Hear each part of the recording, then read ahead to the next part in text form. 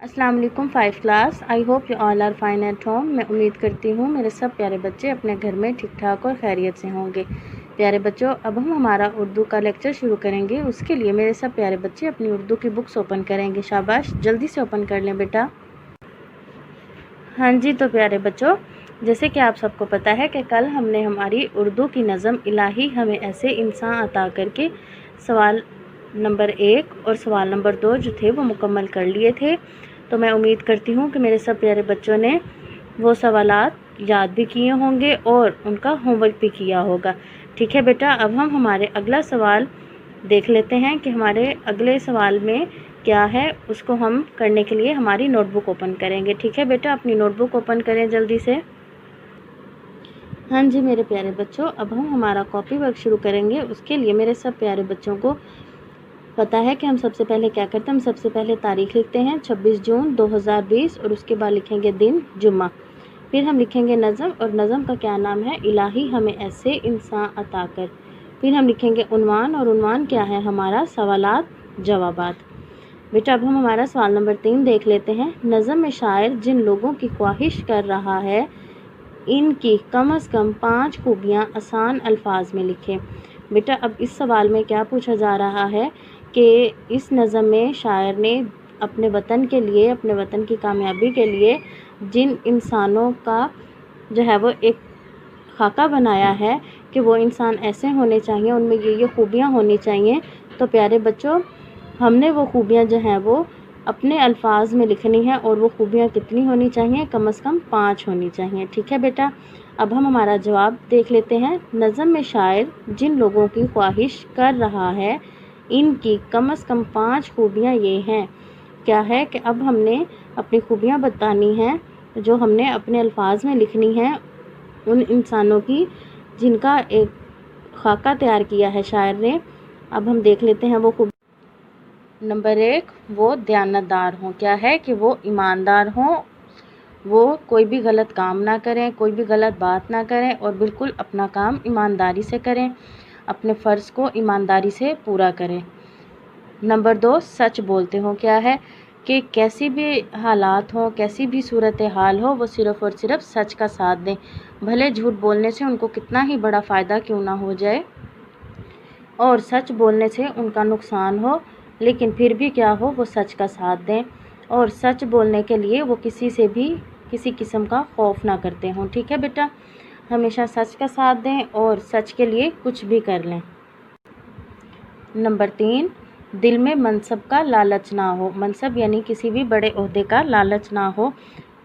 उनके दिल में ये बात ना आए कि मैं कोई भी ऐसा गलत काम कर लूँ जिसकी वजह से मुझे कोई बड़ा ओहदा मिल जाए, या मैं अपने बॉस की या अपने सर की कोई गलत बात मान लूँ ताकि वो मुझे खुश होकर किसी बड़े ओहदे पर फाइज कर दे या मेरी तरक्की कर दे। तो इस किस्म की बात उनके दिल में कभी भी ना आए। वो कभी भी लालच ना करें किसी भी बड़े ओहदे को पाने के लिए या तरक्की के लिए, कभी भी कोई गलत काम ना करें। नंबर 4, वतन से मोहब्बत करें। क्या कि बेटा वतन से मोहब्बत का उनका ये दर्जा हो कि अगर वतन के लिए जान कुर्बान करनी पड़ जाए तो वो जान भी कुर्बान कर दें, और जान कुर्बान करने में वो ज़रा भी गुरेज़ ना करें, ज़रा भी हिचकिचाएं ना। ठीक है बेटा। नंबर 5, दोस्ती और दुश्मनी अल्लाह ताला के लिए हो। क्या है कि अगर वो किसी इंसान को दोस्त बनाएं तो सिर्फ़ और सिर्फ अल्लाह की रज़ा के लिए, और अगर वो किसी से दुश्मनी करें तो सिर्फ़ इस वजह से कि वो शख्स अल्लाह का नाफरमान हो या अल्लाह के हुक्म की ख़िलाफ़ वर्जी करे, तो इस वजह से वो उस शख्स से दुश्मनी करे कि मैं सिर्फ़ अल्लाह के लिए इस शख्स से दुश्मनी कर रहा हूँ। अपने मफाद के लिए वो कभी भी किसी से ना दोस्ती करें और ना ही दुश्मनी करें। तो क्या है बेटा, दोस्ती और दुश्मनी अल्लाह ताला के लिए हो। ठीक है बेटा, यहाँ तक हमारा ये सवाल नंबर 3 मुकम्मल हुआ। इसको हम एक दफ़ा फिर दोहरा लेते हैं। जवाब, नज़म में शायर जिन लोगों की ख्वाहिश कर रहा है इनकी कम से कम 5 खूबियाँ ये हैं। क्या है बेटा, 5 खूबियाँ जिनके बारे में शायर ने नज़म में ज़िक्र किया है वो क्या है। नंबर 1, वो दयानतदार हों। नंबर 1, वो दयानतदार हों। नंबर 2, सच बोलते हों। नंबर 2, सच बोलते हों।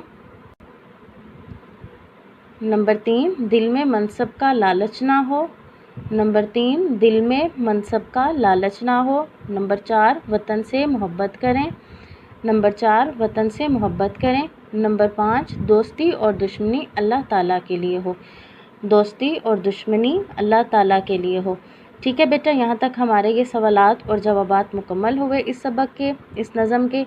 ठीक है बेटा, अब आपने इनको अच्छे तरीके से याद करना है, इनका होमवर्क करना नहीं भूलना। बहुत ही खूबसूरत राइटिंग में और अच्छे तरीके से मेरे सब प्यारे बच्चों ने इनका होमवर्क डन करना है, होमवर्क मुकम्मल करना है। और इसके साथ ही बेटा अपना ख्याल रखना है, घर में रहना है, मम्मा पापा को बिल्कुल तंग नहीं करना, उनका कहना मानना है, बल्कि उनका काम में हाथ भी बटाना है। ठीक है बेटा, अपना भी ख्याल रखें, अपना काम वक्त पे करें। ठीक है बेटा, अल्लाह हाफिज़।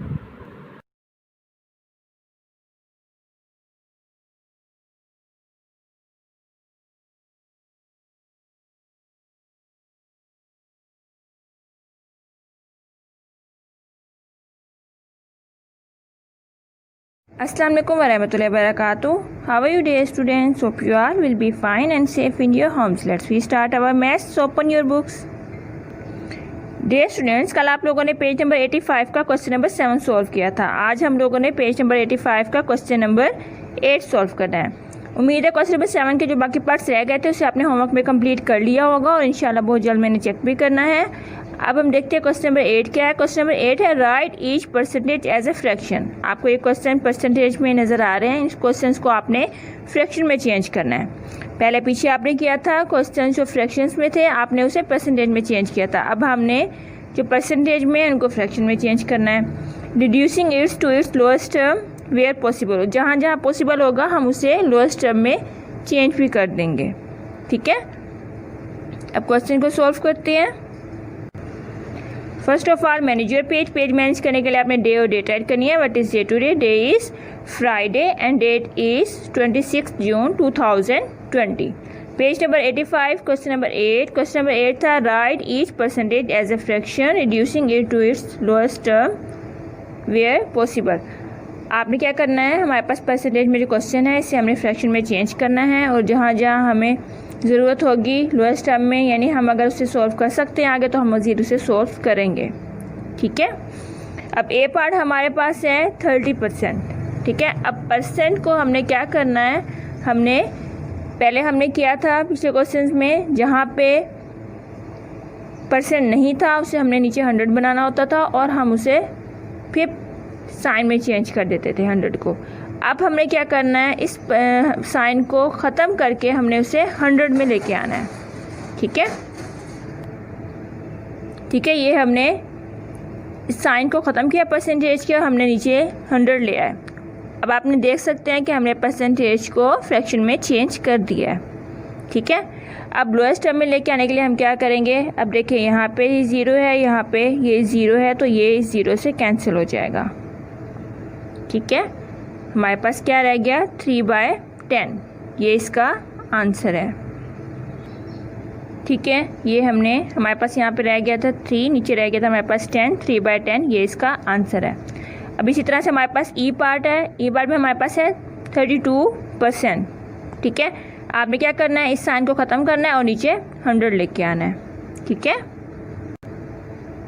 ठीक है, ये हमने इस साइन को ख़त्म किया और नीचे हम 100 ले आए।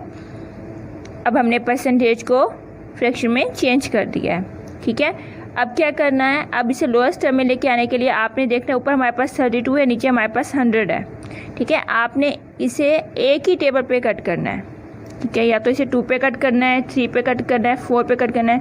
अब हम इसे कोशिश करेंगे कि बड़े से बड़े टेबल पे कट करें ताकि ईजिली कट हो सके। छोटे टेबल पे भी कट होगा लेकिन उसे आपको मज़ीद बार बार कट करना पड़ेगा, इसलिए हम इसे बड़े टेबल पे कट करेंगे।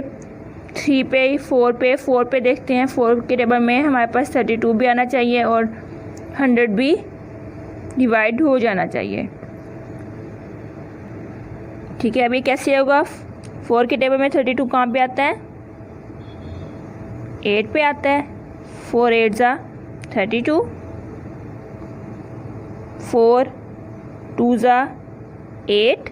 अब ये 10 है, 8 हो गया, 2 इसके साथ चला गया, ये हो गया 20। 4 के टेबल में 20 कहाँ पे आता है, 5 पे।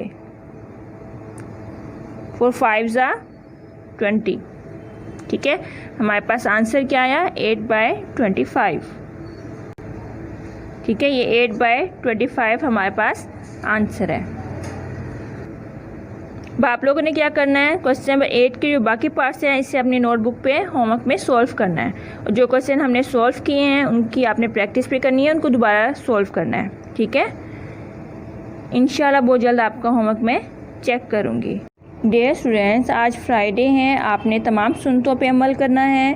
ठीक है, और आपने टीचर्स के लिए, जितने भी हमारे स्कूल की तमाम टीचर्स हैं, सबके लिए, मैम के लिए, सर के लिए और अपने घर वालों के लिए बहुत ज़्यादा दुआ करनी है।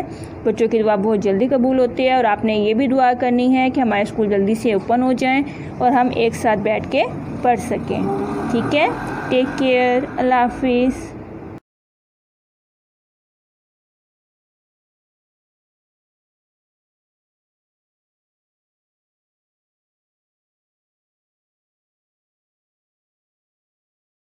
Assalamualaikum warahmatullahi wabarakatuh. How are you dear students? Hope you all will be fine and safe at your home. Dear 5 class, let's we start our today's lecture. So open your books.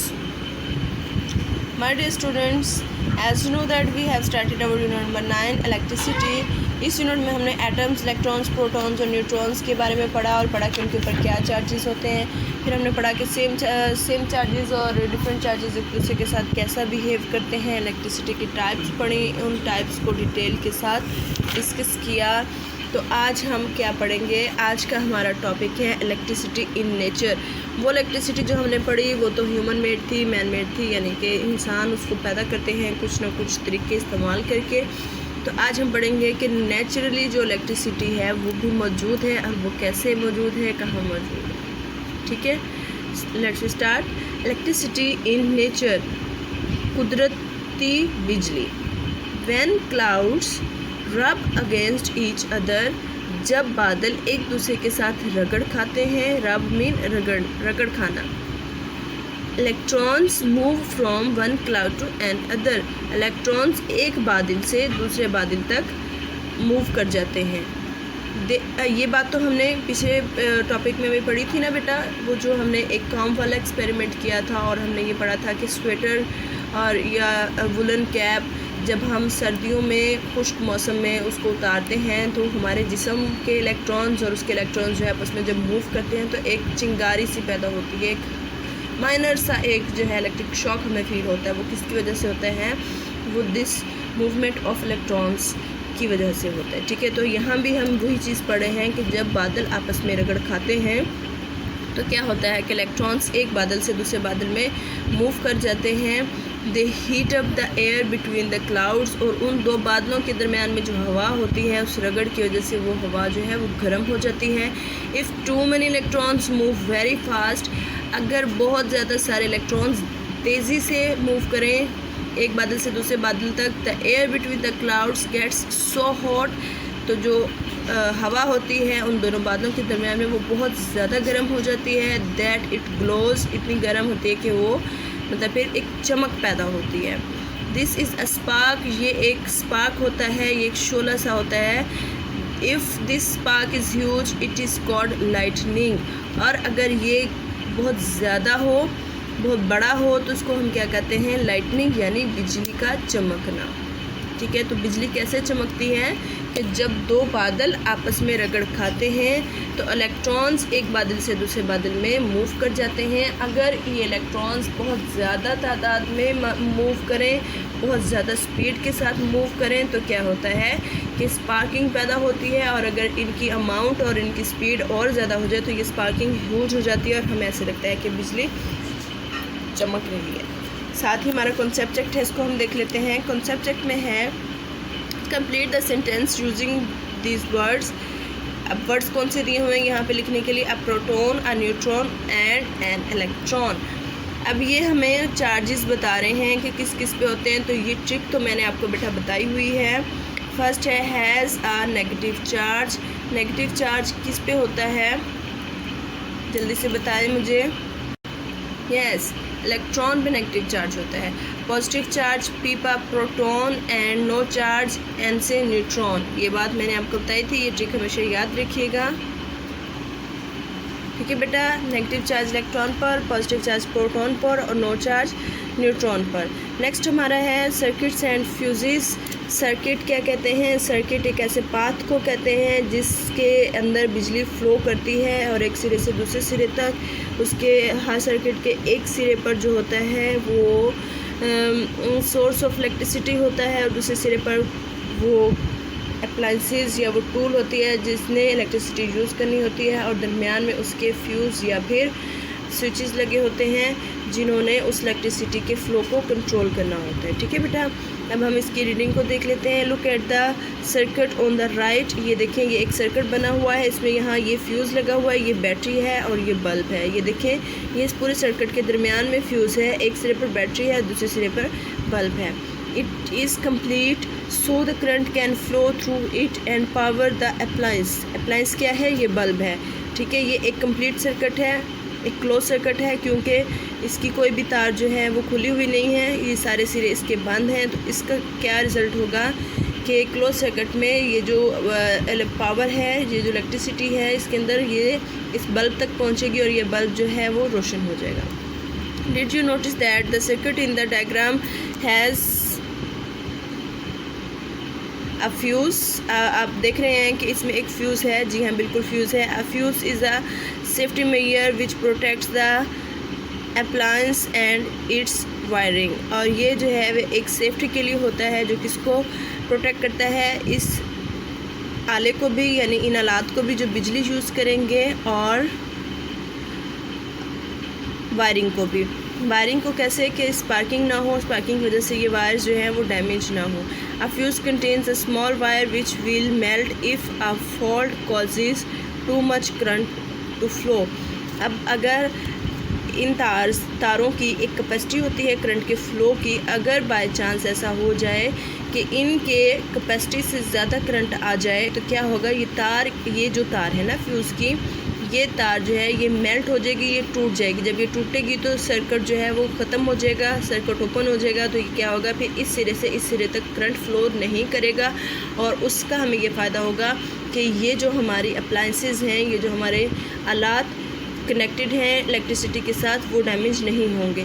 अगर ये हम ऐसे safety cautions नहीं करते और ये melt होने की सूरत में बिजली का कनेक्शन ख़त्म नहीं होता तो क्या होगा कि एक लिमिट होती है हर अप्लायंस की इलेक्ट्रिसिटी को यूज़ करने की कि कितने वोल्ट इसने यूज़ करने हैं। अगर उससे ज़्यादा इलेक्ट्रिसिटी प्रोवाइड की जाए तो क्या होता है कि वो ख़त्म हो जाती है, ख़राब हो जाती है, डैमेज हो जाती है। ठीक है, तो ये सेफ्टी के लिए बहुत ज़रूरी है। This breaks the circuit and protects the appliances. ये है वही बात जो मैं आपको एक्सप्लेन कर चुकी हूँ कि अगर जब सर्किट टूट जाएगा, ख़त्म हो जाएगा, तो फिर क्या होगा कि फ़्लो ऑफ इलेक्ट्रिसिटी भी बंद हो जाएगा। ठीक है बेटा, और यही हमारा आज का टॉपिक था। अल्हम्दुलिल्लाह हमारा चैप्टर आज रीडिंग ख़त्म हो गई है। कल से हम एक्सरसाइज और वर्ड्स मीनिंग्स वगैरह करेंगे। तो बेटा आज फ्राइडे है, आज आपने फ्राइडे की सारी सुन्नतें पूरी करनी है, ज़्यादा से ज़्यादा दुरूद शरीफ पढ़ना है और अल्लाह ताला से दुआ करनी है कि अल्लाह ताला अपने रहमत और अपने फजल से इस बीमारी को, इस मुसीबत को ख़त्म कर दें और हम दोबारा से अपनी रेगुलर स्टडीज़ का जो है वो सिलसिला शुरू कर सकें। ठीक है बेटा, कल इंशाल्लाह एक्सरसाइज और वर्ड्स मीनिंग्स करेंगे, डिक्टेशन वर्ड्स करेंगे। अब तक के लिए फ़िमानिल्लाह, अल्लाह bless you, have a nice and safe day.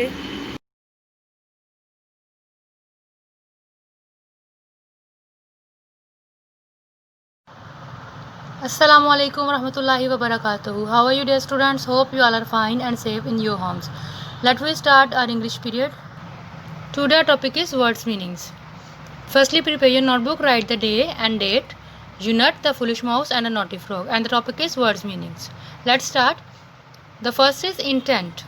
Intent means होता है purpose. Intent means purpose, mean मकसद. The second is mischief. MIS means CHIEF, chief. Mischief. Mischief means शरारत. Trouble caused by someone. Trouble caused by someone. The next is drawn. Drawn means Dumna, to die. Pounce means spring forward suddenly as to catch something. Spring forward suddenly अचानक आगे बढ़ना, as to catch something, किसी चीज़ को पकड़ने के लिए, यानी किसी चीज़ को पकड़ने के लिए आगे बढ़ना, अचानक आगे बढ़ना।